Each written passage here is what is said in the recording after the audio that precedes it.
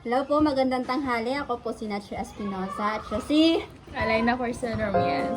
Yeah, siya po ang aking partner. So ngayon po, nandito po kami na-assign sa Kaibiran-Biliran na dapat po kami sa Alvera Leyte. yung Pinyol SDA Church na kung saan ito po yung first church na amin pong napuntahan at isa po sa mga churches na napagawa ni Nanay Merlin. And yun po, nagkapag-visitation na po kami pagdating po namin at nakatulong po kami sa nakapaglingkod kami sa kanila sa mga gumagawa po sa bahay ni Ate Win. So, nagbe-visitation din po kami. After that po, nag-visitation kami. Medyo challenging po kasi Waray and Cebuano ang salita and hindi po namin alam na nagba-Bible study na pala si Nanay Merlin. Kung hindi pa niya bubuksan yung Bible, hindi pa namin malalaman nag-start na pala. At ayun po ay challenging but go lang. Yun. Dito naman po yung second church na aming napuntahan, Agape Church. Tawag po siyang Agape Church. And ito po ay pangalawa na aming nabisita. Isa rin po ito sa ginagawa ni Nanay Merlin. And pag wala po kaming ginagawa, napunta po kami sa farm na tinuturo po sa amin, Nanay Merlin, na maging handa at sa nalalapit na pong paghuhukom. Yung ganyan. Kasi darating panahon na sa bundok po tayo pupunta.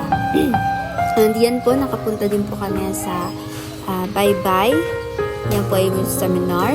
Kasama po ng ilan po sa mga church member ng Manlabang Church. At yung, ang Manlabang Church naman po, siya naman po yung pinaka head big church nila. And yan po sila, kasama po namin.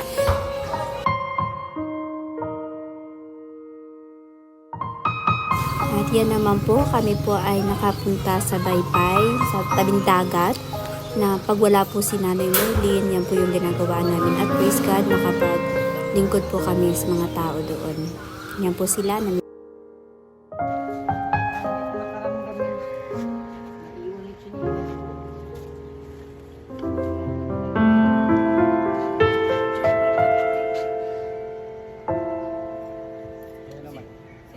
Magbut na itong Ginoo ko.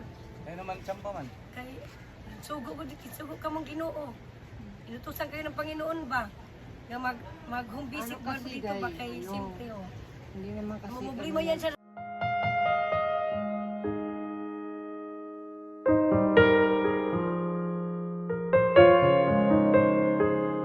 Ngayon naman po ay after ng Bagyong Christine po, kami po ay nag-repack para po ng relief good na kung saan ay ipamimigay po namin sa Sitio Ansay. Yan po yung bahay nila ay nagdala ng hangin. Yan po ang mga bagong nabinyagan.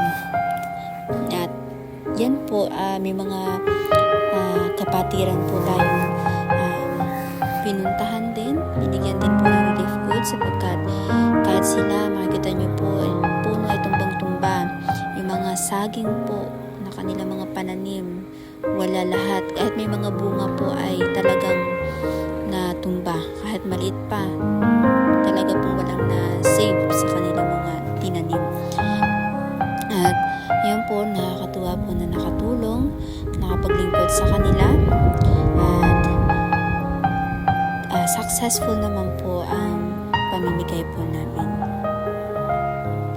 Ito naman po yung third church, Andrade Church.